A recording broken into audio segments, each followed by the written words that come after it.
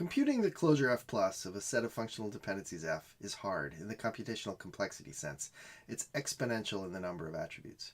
Fortunately, we often just want to know if some particular FD, like x determines y, is in F plus without computing all of F plus.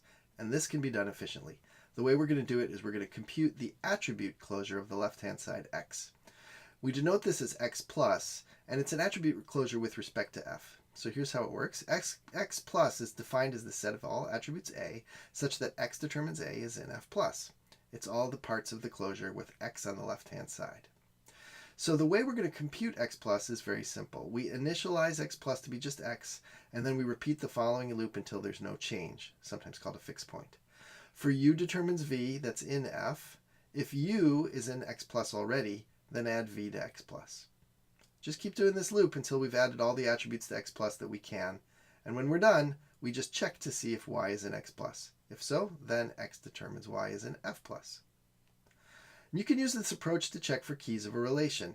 If x plus equals r, all the attributes of the relation, then x is a superkey for r. But what about checking if x is a candidate key for r, if it's minimal? This turns out to be fairly simple. For each attribute a that's in x, remove it from x, one attribute at a time, and check to see if x minus a plus equals r. If none of the x minus a pluses equal r, that means that every attribute in x is necessary to form a key for r, and x is minimal.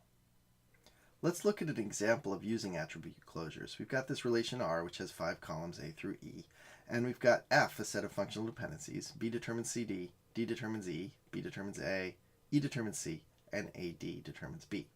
And as our first question, let's ask, is B determines E in F plus?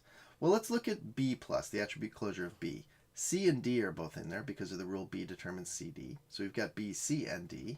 And now iterating again, once we know that D is in there, well, we know that E is in there. And then we're done. B determines E. So yes, indeed, B determines E is in F plus. And we found that pretty quickly. Next question, is D a key for R? Is it a candidate key? Okay, so we need to see if D determines everything. Well, let's start with D. We know that D determines E, so throw E in there. We have D and E. E determines C, so we have D, E, and C. And if you look at the left-hand sides of the rules in F, there's nothing more we can do. So the closure, the attribute closure of D is D, E, C, and that doesn't cover all of R. So D is not a candidate key for R. Another example, is AD a candidate key for R? Well, it gives us A and D to start with.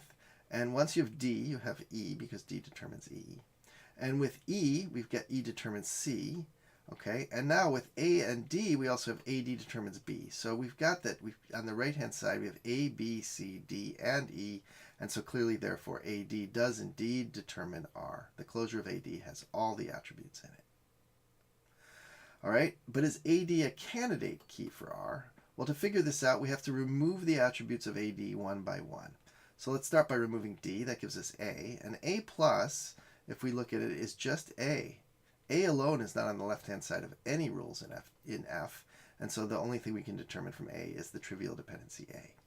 For D, well, D determines D, the trivial dependency. D also determines E.